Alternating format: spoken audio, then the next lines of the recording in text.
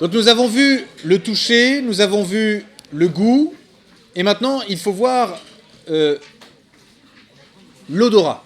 Est-ce qu'il y avait des personnes qui avaient mis l'odorat comme premier sens?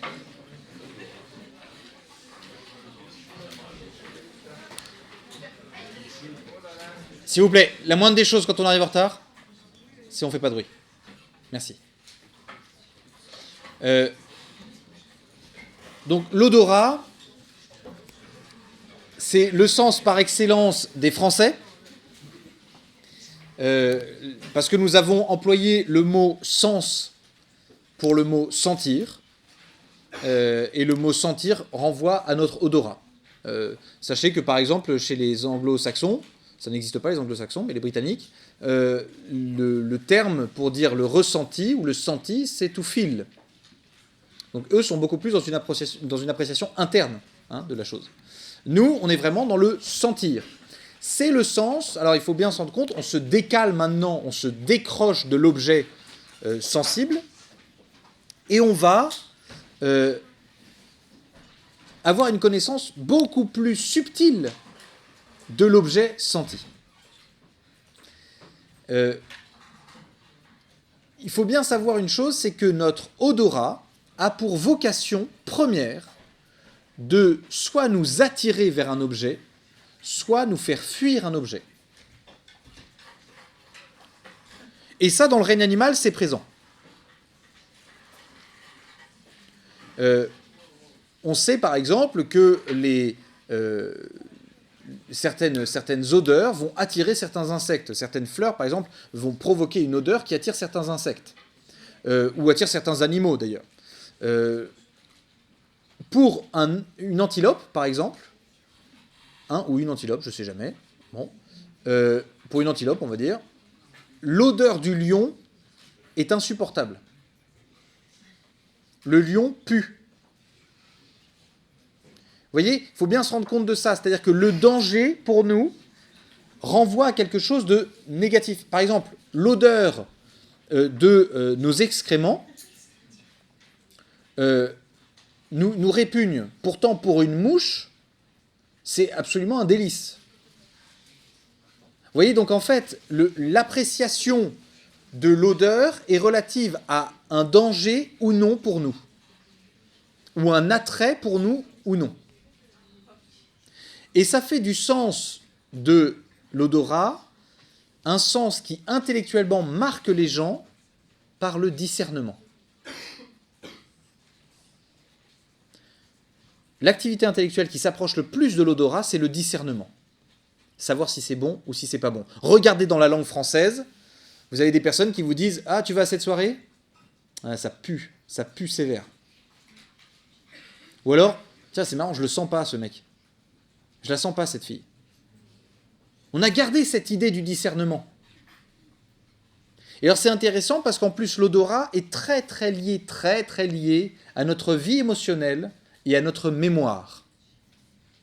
Regardez, par exemple, il y a certaines personnes qui, lorsqu'ils montent dans un grenier, ont une odeur qui, en fait, ils vont se dire, tiens, ça me rappelle l'odeur de la maison de mes grands-parents, chez qui j'allais, et donc je m'y sens bien. Il y a des odeurs un peu absurdes, il y a par exemple les odeurs d'essence. Il y a des personnes qui adorent l'odeur de l'essence. Pourquoi? Mais parce que ça renvoie à certaines choses dans la mémoire, ils ne savent pas trop quoi, mais ça renvoie à certaines choses. Il y a des odeurs qui sont insupportables. Il y a des odeurs aussi qui nous font paniquer. Je ne sais pas, vous sentez l'odeur de votre ex lors d'un transport en commun. Le même parfum que votre ex. Panique. D'un coup, tous vos sens se mettent en alerte et ce que vous allez essayer de faire, c'est de chercher la personne qui a ce parfum. Et puis quand vous l'aurez trouvé, alors en plus vous allez faire des vieilles feintes toutes débiles, vous allez faire des trucs genre...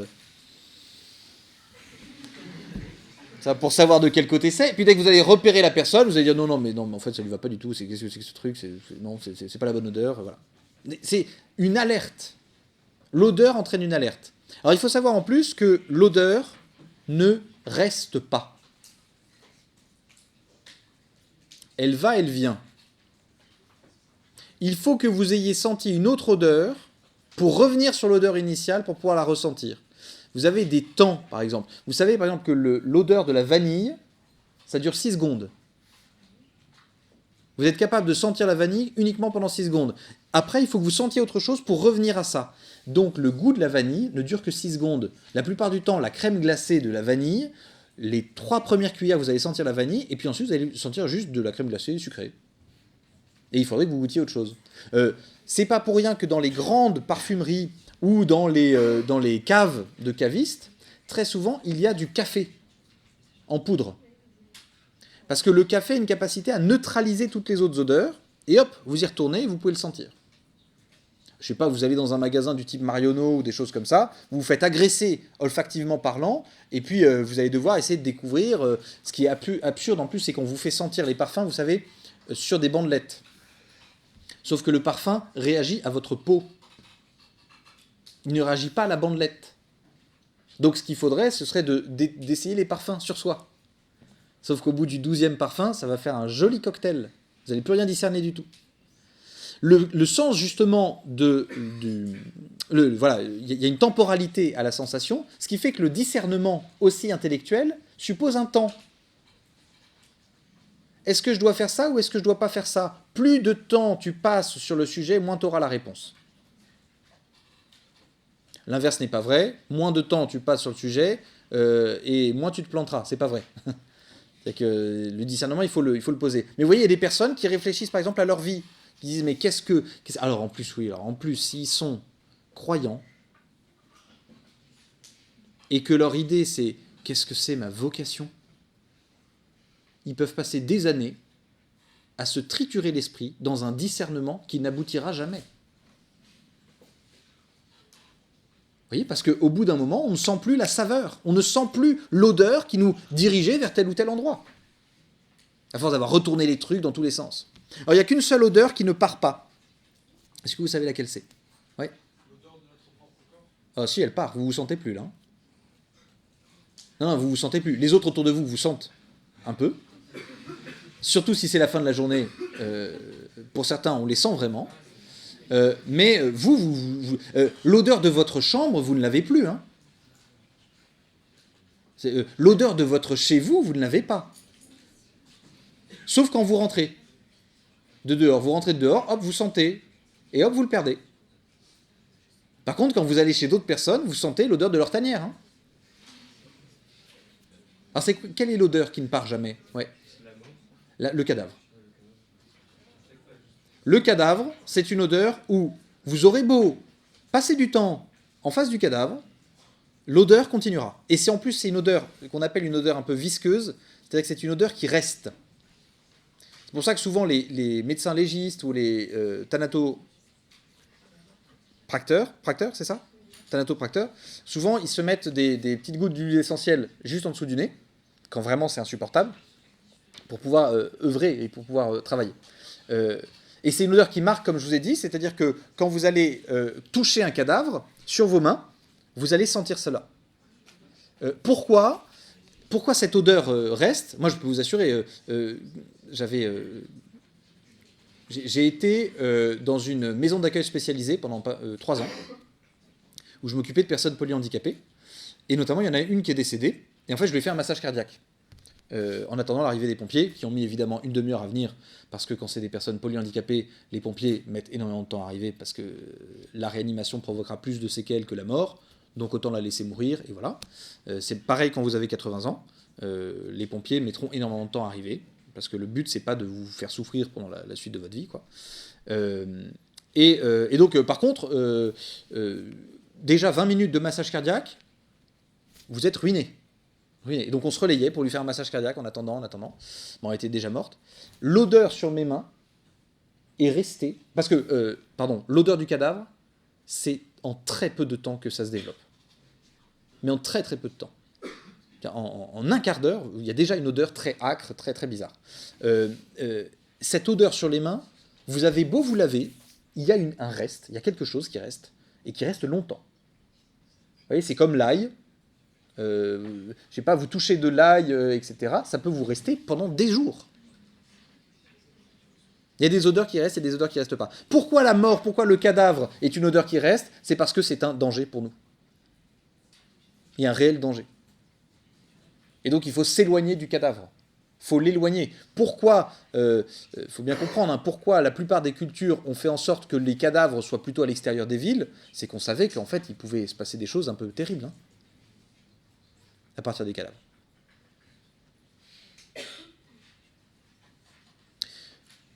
Oui. Mais dans ce cas-là, pourquoi est-ce que la vanille, qui n'est pas un danger pour nous, et qui dure 6 secondes... Ouais, là c'est lié à nos capteurs. En fait, c'est nos capteurs qui... les capteurs olfactifs sont comme des serrures dans lesquelles il y a des clés. Faut bien vous dire un truc, alors ça va être horrible pour vous. Ce sont des particules de l'objet senti qui pénètrent dans votre nez pour que vous puissiez le sentir. Donc quand vous arrivez après quelqu'un qui a pourri les toilettes, ce que vous prenez en vous, voilà. Hein, donc c'est ça. Très intéressant cette expérience du Covid. Moi, ça a été hyper intéressant. Ça a été un moment absolument génial pour moi de perdre l'odorat. Parce que je suis quelqu'un qui suis assez sensible en fait avec ce sens-là, et je me sens très agressé par les odeurs en fait. Ne plus rien sentir. Vous voyez un petit peu ce que c'est qu'un bruit blanc au niveau auditif. Vous voyez, une espèce de neutralisation de toutes les fréquences. Il y a des gens qui travaillent que avec ça.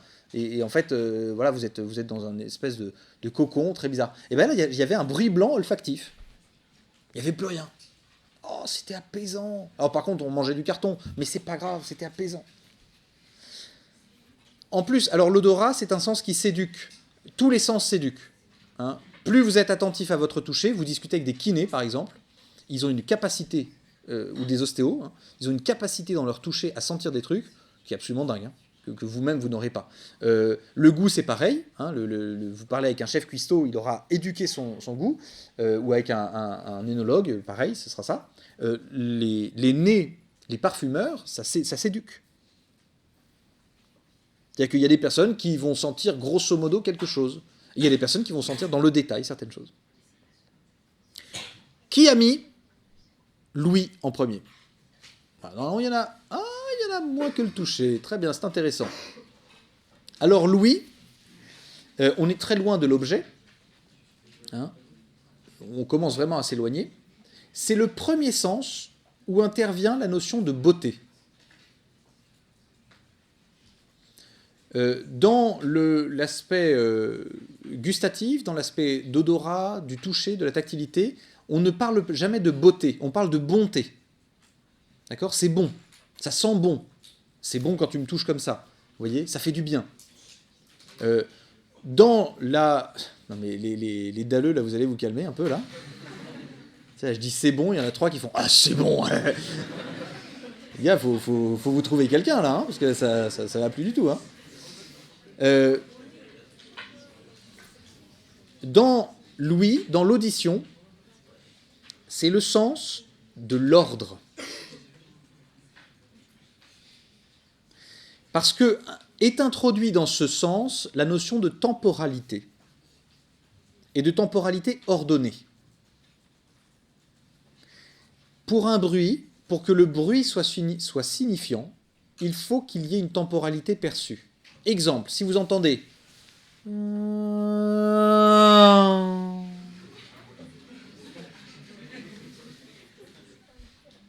il y a un début, il y a un milieu, il y a une fin. Pour les personnes qui ont cette typologie sensitive auditive, eh bien, il va y avoir une intellection qui va être de la même manière. Il faut comprendre les choses suivant un ordre, et un ordre chronologique. Les auditifs, ils ont beaucoup de chance, parce qu'ils ont peu de notes à prendre quand ils écoutent un cours. Par contre, si le cours n'a pas de plan, si vous ne savez pas où va le cours est insuivable. Un discours qui n'a pas de plan, vous ne savez pas où ça va, vous ne l'écoutez plus. Les auditifs, ils n'écoutent plus. Hein. Par contre, ils sont capables de vous refaire toute la conversation que vous avez eue avec lui ou avec elle. C'est le sens de l'ordre, de l'avant et de l'après. Alors en plus, on a inventé un truc par rapport à que les animaux n'ont pas. Vous voyez, un animal, par exemple, ne fait pas de musique. Un animal, quand on dit qu'il chante, c'est de manière très, très analogique. Très, très analogue. Vous écoutez le chant d'un oiseau, oui, c'est intéressant. Mais vous ne pouvez pas dire « Oh, quelle mélodie !» Nous, on a inventé les mélodies et les harmonies. C'est-à-dire qu'on a inventé des sons qui, quand ils se suivent, vont bien ensemble, et quand ils sont produits en même temps, ça va bien ensemble. Et en plus, on a inventé de la rythmique. Et en fonction de cette rythmique, eh bien, on va affecter notre sensation générale, notre passion, nos sentiments. L'ouïe est un sens qui est connecté, qui est branché à notre sensibilité. Regardez la preuve, je vais vous faire une petite démonstration. Si je me mets à parler de manière très haute et finalement assez rapide, avec des saccades, etc., si je parle pendant un cours comme ça tout le temps, au bout d'un moment, vous n'allez plus rien suivre parce que finalement, vous ne voyez plus du tout de nuances. Alors que si, en plein milieu de cette diatribe, d'un coup, je vous dis que l'ouïe est un sens de la communication. Là, vous reprenez votre stylo et vous vous mettez à écrire. Très étonnamment, ça je n'ai pas la raison, il faudrait demander à des biologistes, et voilà. L'être humain est plus sensible aux sons graves qu'aux sons aigus. Le son aigu ne représente pas un danger pour lui, donc vraisemblablement, ça c'est mon hypothèse, hein, les animaux qui faisaient... Ça va, ils pouvaient être à côté d'eux, il n'y a pas de problème. Par contre, l'animal où vous entendiez de loin... Là, vous faisiez, oui, il y a peut-être un truc, Denis, qu'est-ce qui se passe, vous voyez? Donc, c'est pour ça d'ailleurs qu'on n'est pas tout à fait égaux, c'est-à-dire que des personnes qui ont des voix haut perchées, on ne va pas les écouter, des personnes qui ont des voix graves, on va les écouter. Mesdemoiselles, je suis désolé. Comme la majorité du temps, pas toutes les femmes, hein, il y a des femmes qui ont des voix d'alto et qui ont des voix de jazz woman, vous voyez, mais la plupart du temps, plus une voix est aiguë, moins on a l'attention. Vous prenez un groupe de gars qui est en train de parler, quand le gars qui a la voix la plus grave parle, d'un coup, on l'écoute. Le roquet à côté, qui avait une voix un peu médium, on l'écoute pas trop, vous voyez. Et on a réussi à développer le langage. Le langage, donc on en a parlé tout à l'heure, hein. S'il n'y a pas d'ordre dans le langage, on ne comprend plus rien. Pour qu'il soit signifiant, le langage, il faut qu'il y ait un début, un milieu et une fin. La musique, c'est pareil.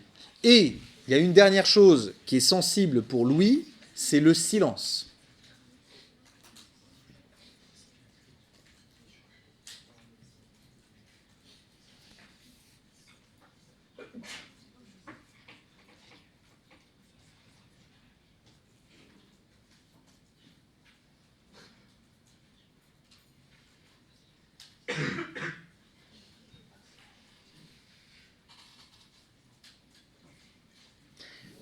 Le silence, vous avez dû remarquer en vous, provoque plusieurs types de réactions passionnelles. Et ça va dépendre des personnes. Pour les auditifs, ce bref interlude vous a fait beaucoup de bien. Ce moment de silence. Parce que c'est un moment où en fait votre mémoire immédiate va traiter les informations en mémoire à long terme. Pour d'autres personnes, ça a été un moment un petit peu d'angoisse. Et donc il fallait faire un petit peu de bruit, d'une manière ou d'une autre. Alors je ne parle pas des gens atteints de tuberculose et compagnie, là, qui sont obligés de tousser, etc. Mais je vous parle des personnes, vous savez, qui, dès qu'il y a un grand silence, vont faire « voilà, voilà, bon, alors, là, là, là, là. » L'obligation de remplir le silence. Pourquoi? Parce que le silence est synonyme de quoi? De sieste? Non. Ouais. Comment? De vide, donc sois plus précis pour l'être humain ou pour l'animal. Enfin, pour l'être humain, ça serait une relation qui s'arrête. Alors, toi, tu es tout de suite dans l'ordre relationnel. Sois plus basique. Ouais. Solitude? Pas forcément. Regardez, quand vous vous baladez en forêt, je sais que ça vous arrive pas souvent, quand vous n'entendez plus rien, c'est qu'il y a vraisemblablement une grosse bestiole pas loin. Quand tout le monde se tait, c'est qu'il y a un danger. voyez, c'est qu'il y a quelque chose qui est en train de se passer et qui est important. Et donc, résultat, le silence provoque en nous un danger. Vous avez parlé de la sieste. Vous voyez, on est capable de faire la sieste alors qu'il y a beaucoup de bruit. On est capable de faire la sieste avec... Il y a beaucoup de bruit. Il y a par exemple la VMC qui est en train de tourner. Il y a, pour certaines personnes, je n'arrive pas à comprendre comment ils sont capables de faire ça, mais il y a un robinet qui fuit. Et ils arrivent à s'endormir et ça se passe bien. Tant qu'il y a du bruit, ça va. Et bizarrement, elles se réveillent dès qu'il n'y a plus de bruit. Regardez les enfants. Les enfants, c'est génial. Des enfants, vous les emmenez en soirée. Calmez-vous. Vous les emmenez en soirée parce que vous n'avez pas de babysitter, parce que voilà. Les enfants sont capables de s'endormir dans n'importe quelle position, etc., alors qu'il y a un bruit de malade tout autour. Ils sont comme ça, voilà. Ou alors, vous les cherchez pendant je ne sais pas combien de temps, vous les trouvez sous la table, en position complètement absurde, alors qu'il y a un bruit de malade, il y a de la musique autour, etc., voilà, ça ne les dérange pas, etc. En revanche, quand vous refermez la porte de la voiture sur lui, alors qu'il est en train de dormir, et qu'il n'y a plus un bruit, là d'un coup, ça se réveille. L'absence de bruit. Il y a une expérience qui est assez folle, que j'aimerais bien faire un jour, c'est d'aller dans les pièces, vous savez, qui ont pour vocation d'atténuer totalement le bruit. Et c'est très très fort, en fait, c'est une torture hein, pour la sensation, parce qu'en fait, votre cerveau va tout de suite se dire, ok, il y a un problème de micro quelque part, donc il faut que je pousse les patards un petit peu à fond, pour capter tout ce qui se passe. Et vous vous mettez à entendre, en fait, votre cœur battre, vous vous mettez à entendre les petits bruits de bouche que vous faites, vous vous mettez à entendre tout, de manière hypertrophiée, vous voyez. Parce qu'en fait, votre cerveau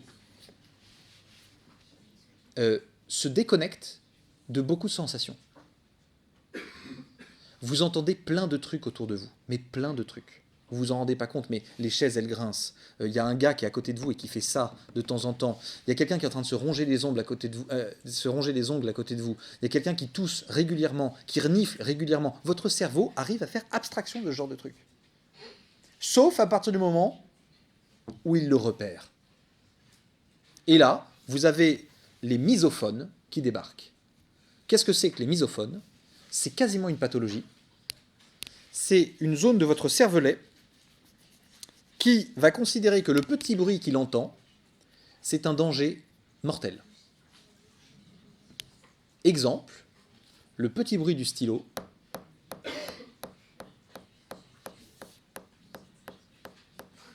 Et la personne va continuer à parler comme si de rien n'était, etc. Les misophones, eux, ils n'entendent plus que ça. Ça prend toute la place, c'est insupportable. La personne qui va renifler dans le train, la première fois ça va, la deuxième fois ça va, la troisième fois, au bout d'un moment, vous avez envie de lui donner son mouchoir, votre mouchoir même d'ailleurs, pour qu'il se débarrasse de ce truc, parce que c'est insupportable. La personne qui mange des M&M's à la bouche ouverte,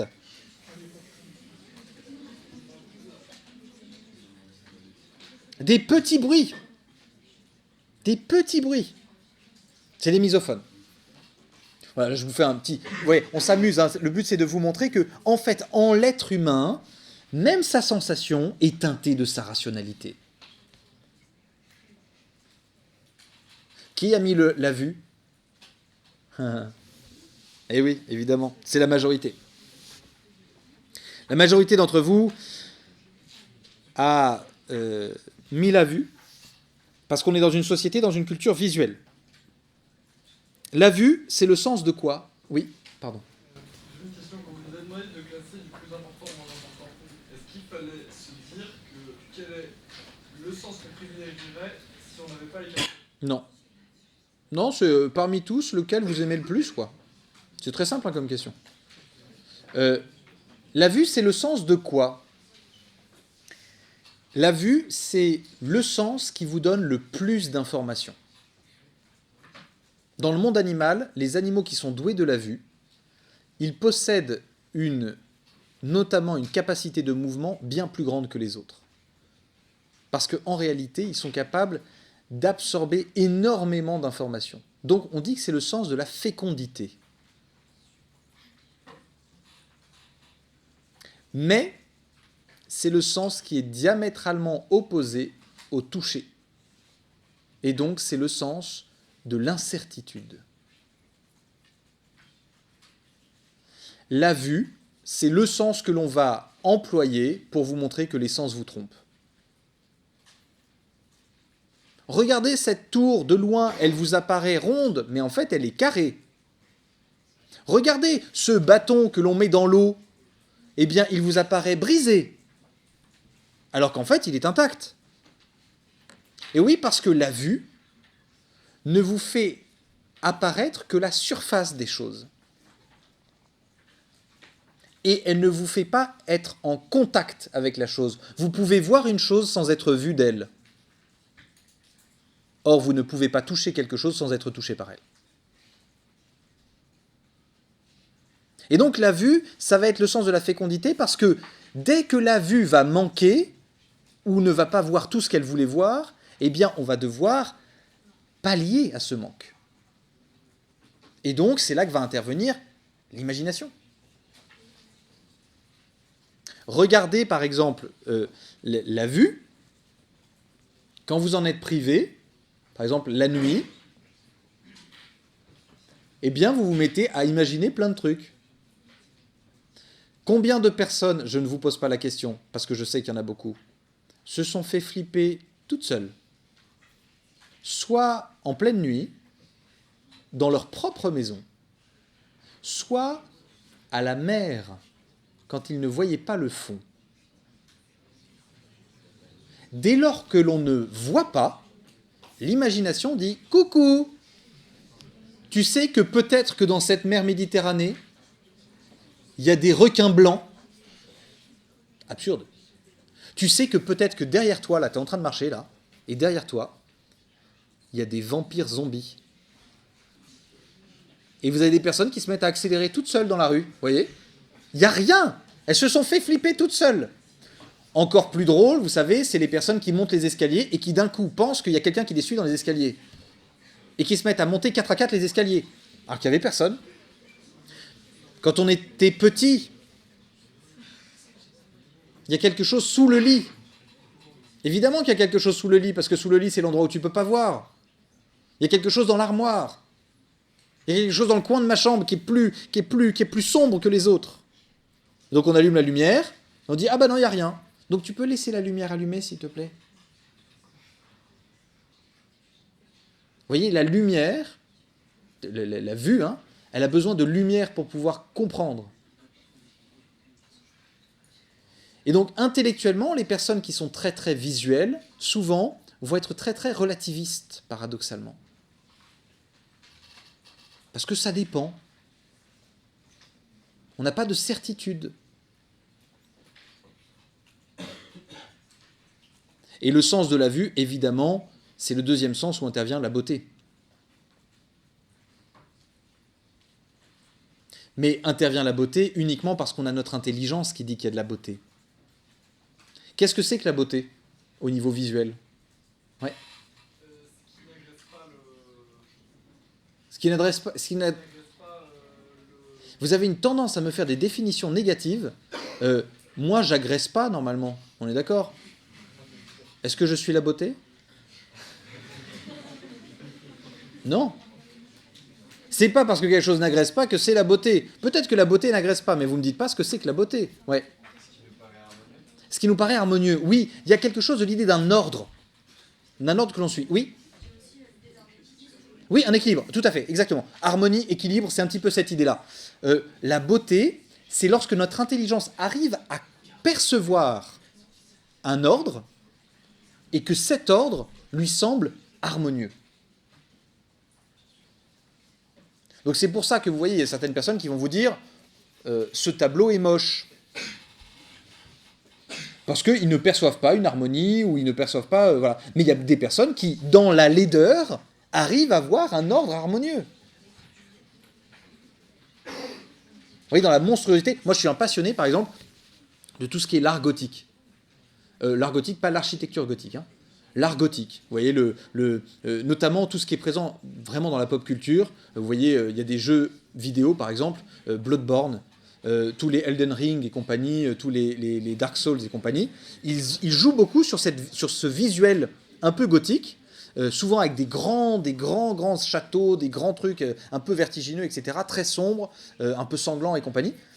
Moi, je trouve ça magnifique. Il y a quelque chose qui me parle beaucoup. Les surréalistes, ça me parle beaucoup, vous voyez. Il y a des personnes, ça leur parle pas du tout.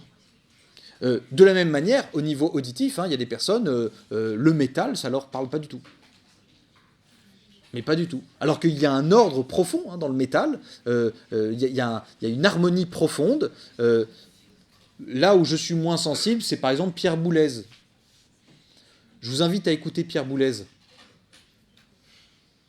Vraiment, faites cet effort-là, courage, pendant quelques secondes, parce que peut-être que quelques minutes c'est un petit peu long, mais quelques secondes. C'est vraiment une déconstruction de la mélodie et de l'harmonie, par exemple. Oui. Mais c'est voulu, c'est intellectuel. Voilà, le but c'est de déconstruire. Donc là on a vu tous les sens externes. Je regarde juste l'heure. Bon. On va commencer les sens internes, qui sont au nombre de 4.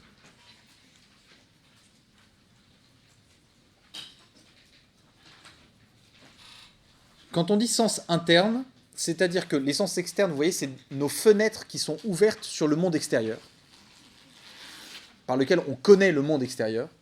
Les sens internes, c'est le traitement de ces informations que les sens reçoivent à l'intérieur de nous.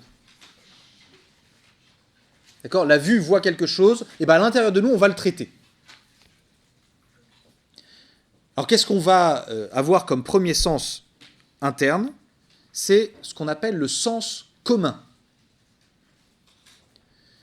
Alors attention, le sens commun, on en a fait le bon sens paysan. C'est pas ça. C'est pas ça. Ça n'a rien à voir. Le sens commun, c'est la faculté intérieure que vous avez de rassembler toutes les impressions sensibles autour de l'objet qui y correspond. Regardez, avant d'écrire là, regardez-moi. Vous me voyez, vous parlez. D'accord ? Donc, votre vue reçoit un signal, votre audition aussi. Il faut quelque chose à l'intérieur de vous qui dise ce que je vois, c'est aussi la chose que j'entends. C'est le même objet qui m'apporte ces informations-là.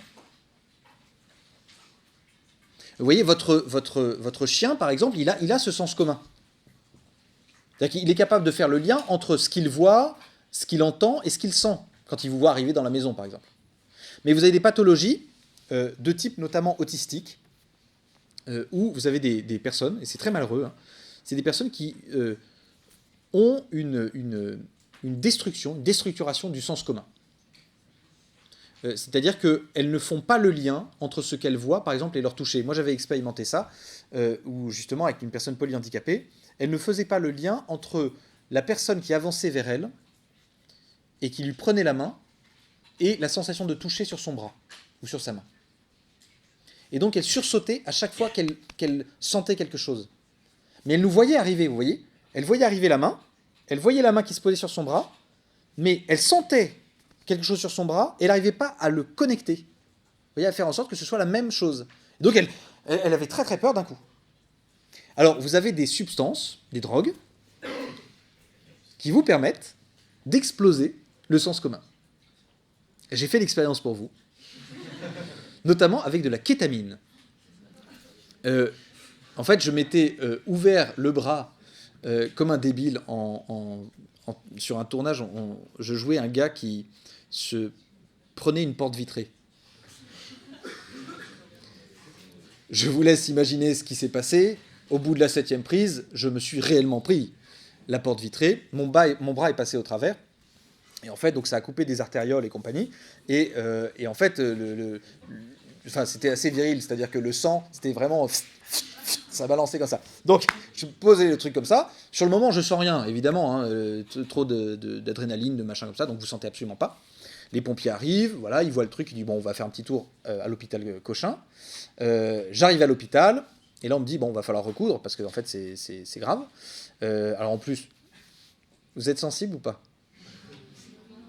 Oui, ça dépend des personnes. Bon, ils avaient farfouillé pour vérifier s'il n'y avait pas du verre qui était resté à l'intérieur.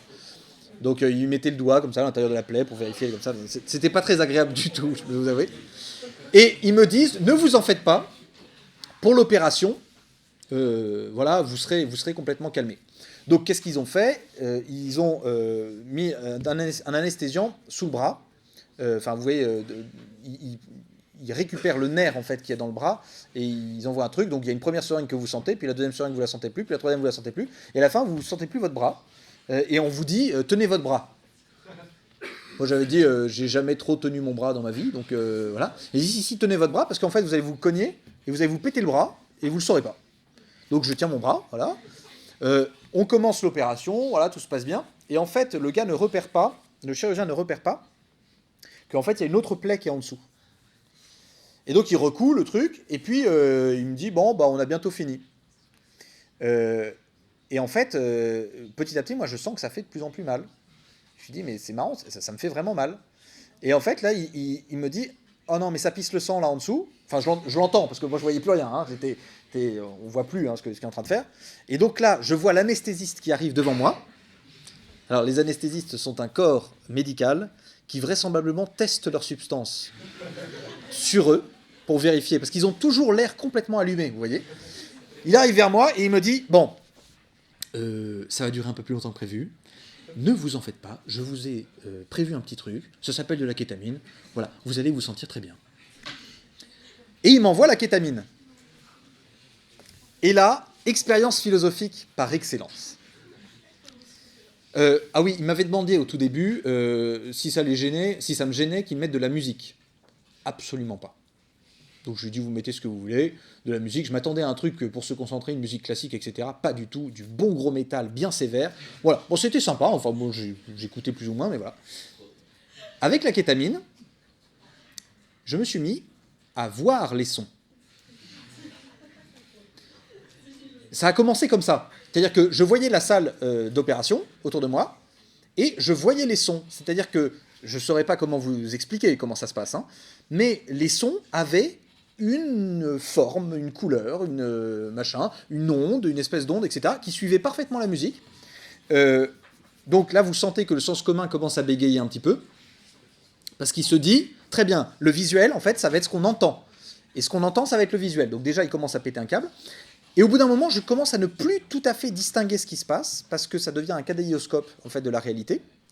Donc, en fait, je me dis, waouh, qu'est-ce qui est en train de se passer? Avec évidemment un sentiment de bien-être sympa, mais comme moi j'étais dans le rationnel, vous voyez, moi j'étais vraiment en train d'essayer de me dire, qu'est-ce qui est en train de m'arriver? C'est génial, c'est ce qui est en train de se passer. Je vois des sons, qu'est-ce qui est en train de se passer? Et là, je ne sens plus les limites de mon corps. Alors, je ne pensais pas qu'avant je sentais les limites de mon corps, en fait, pour être tout à fait honnête. Je me disais, j'ai un corps, c'est normal. En fait, on ne sait pas, mais votre cerveau enregistre en permanence les limites du corps, parce que sinon vous vous cognerez tout le temps. Et donc en fait, vous êtes tout le temps en train d'évaluer, votre cerveau sait parfaitement que le bras mesure tant de trucs. Et qu'en gros, si je veux pas qu'il se frappe sur la table, il faut que je le décale. Là, j'ai eu le sentiment de me répandre dans la salle. Vous voyez, flatch, là, une bonne flaque humaine hein, qui se répandait. Donc en plus, je ne voyais plus rien. Et donc je ne sentais plus rien. C'est-à-dire qu'il y avait un éclatement complètement du sens commun. Et à partir de ce moment-là, je me suis dit, oh là, ça commence à me faire flipper. Donc à quoi je peux me racheter? Non, à quoi je peux me racheter? Pas du tout. À quoi je peux me rattacher? Et là, me vient, je suis François-Marie, je suis François-Marie, je suis François-Marie, je suis François-Marie. Et je me dis, putain, c'est Descartes. Je pense donc je suis. Je pense donc je suis. Je pense donc je suis. Je me suis dit, en gros, pour comprendre Descartes, il faut être drogué. Je suis et en fait, ce qui est vrai, c'est qu'il ne me restait que ça, mais en espèce de circuit autistique. Et en plus, les médecins me demandaient comment ça allait. Je m'entendais répondre, ça va. Une voix de wow, tout va bien. Alors qu'intérieurement, j'étais en panique. Mais vraiment en panique. Et en me disant, mais mince, mais est-ce qu'à un moment, je vais revenir à cette expérience sensible? L'éclatement du sens commun. Donc vous voyez, pour comprendre réellement ce que c'est que le sens commun, je ne vous invite pas à essayer la kétamine, mais comprenez bien que notre cerveau fait des merveilles. Vraiment, c'est absolument merveilleux cette capacité que le cerveau a à... le cerveau, le sens commun, hein, parce que c'est pas le cerveau n'est que la base, hein, le sens commun à rassembler autour d'un objet l'ensemble des sensations. Oui. Vous avez dit le sens commun, c'est la faculté intérieure de rassembler toutes les fois. Toutes les sensations autour d'un objet.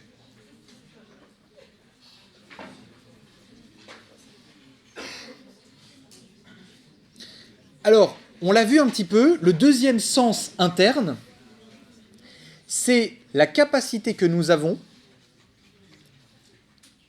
à retenir une expérience sensible, quand bien même cette expérience sensible disparaît. C'est ce qu'on appelle l'imagination. L'imagination, c'est la capacité que nous avons à sauvegarder l'expérience sensible, alors que cette expérience sensible disparaît. Vous ne pouvez imaginer que ce que vous avez déjà senti. D'accord ? Vous ne pouvez imaginer que ce que vous avez senti. Oui. Vraiment, parce que par exemple, vous avez appris un truc de maison avec la langue, vous pouvez vous imaginer en train de lécher un objet et votre langue aura la texture. Par exemple, vous imaginez en train de lécher de l'eau et la langue a la texture du musée. Alors, c'est très intéressant. Oui, bien sûr. C'est clair qu'on a fait la découverte que dès lors que vous regardez, quel que soit l'objet que vous regardez, vous savez quelle texture au niveau de votre langue il aura. Et quasiment quel goût il aura. À peu près. Pourquoi ? Parce que vous avez passé 1 an et demi à mettre tout à la bouche. Quand vous étiez un enfant, vous avez passé votre vie à mettre tout à la bouche. Et à goûter tout. Mais tout ! Et je peux vous assurer que c'est difficile quand vous avez un enfant qui se dit « ce serait génial que je goûte le petit morceau de bois qui est en train de brûler dans la cheminée là ». Vous voyez, vous avez passé du temps à goûter et donc vous êtes capable de vous imaginer. Mais alors, l'imagination, elle a cette capacité à retenir, mais elle est capable aussi de mixer. Vous êtes capable de vous dire « j'ai expérimenté le visuel à peu près d'un poisson. J'ai à peu près expérimenté le visuel d'une femme. » Si je coupais les deux et que je les assemble, ça fait une tête de poisson sur un corps de femme. Non, on va prendre l'autre parce que c'est moins agréable à regarder. Donc on va prendre la tête d'une femme et le corps d'un poisson, une sirène. Vous mettez une corne sur une licorne, vous mettez n'importe quoi, vous mettez une chimère, vous voyez. Ça, c'est l'imagination, elle est très, très féconde. Parce qu'elle est capable d'inventer tout un tas de trucs, de s'inventer des histoires, que à partir de ce que vous avez senti. Que à partir de ce que vous avez senti. Et donc, elle va conserver. Mais le troisième sens interne, c'est votre capacité à vous souvenir de ce que vous avez expérimenté. Et c'est ce qu'on appelle la mémoire.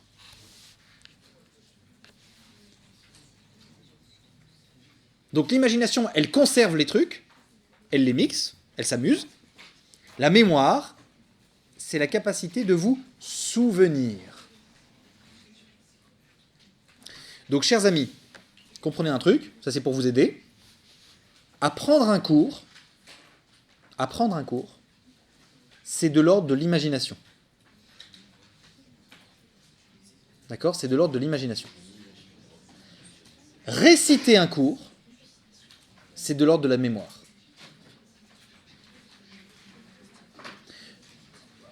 Pourquoi je vous dis ça ? Pourquoi c'est important d'entendre ça ? C'est que pour apprendre un cours, il va falloir que vous vous basiez, que vous vous reposiez sur votre sens privilégié. Vous êtes un visuel, vous avez besoin de représentations visuelles pour apprendre, parce que votre imagination est potentialisée comme ça. Vous êtes un auditif, il va falloir que vous écoutiez. Vous êtes un tactile, vous êtes dans la merde. Non, il y a une manière d'apprendre hein, pour les tactiles. Il faut que vous fassiez genre que vous êtes le prof. En fait, vous allez jouer le prof, et le fait de jouer le prof, vous allez enregistrer. D'accord ? Bon, pour ceux qui ont l'odorat et le goût, là, vous êtes finis, vous n'allez rien apprendre dans votre vie. Allez, on se voit demain. Bonne soirée. Bon, je tenais à remercier les 3 tipeurs de ce mois-ci, à savoir P. Bison, Telos et PG. Pour leur don, ça me va droit au cœur. Merci beaucoup. En vrai, c'est très très motivant et ça me donne envie de continuer, voilà, à produire du contenu. Et voilà. Donc merci infiniment pour vos dons et à très bientôt. Abonne-toi Fripounet, hisse la grande voile, pirate de la pensée, abonne-toi à FMP. La vidéo est déjà terminée, il te faut reprendre le large, mais avant de monter dans ta barge, abonne-toi à FMP. Abonne-toi Fripounet, hisse la grande voile, pirate de la pensée, abonne-toi à FMP. Commenter, partager, signaler qu'on a aimé sont les activités d'un moussaillon bien éduqué. Abonne-toi Fripounet, hisse la grande voile, pirate de la pensée, abonne-toi à FMP. Voici ta mission, si tu rejoins le club des fripons, car s'abonner à FMP, c'est accepter de ferrailler. Couler les hypocrites, embrocher les menteurs, canonner leurs acolytes et corriger les erreurs. Abonne-toi Fripounet, hisse la grande voile, pirate de la pensée, abonne-toi à FMP.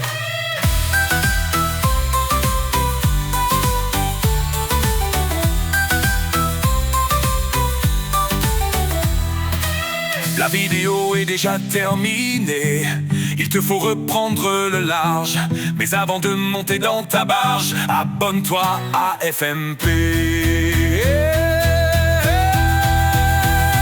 Abonne-toi Fripounet, hisse la grand voile, pirate de la pensée, abonne-toi à FMP. Abonne-toi Fripounet, hisse la grand voile, pirate de la pensée.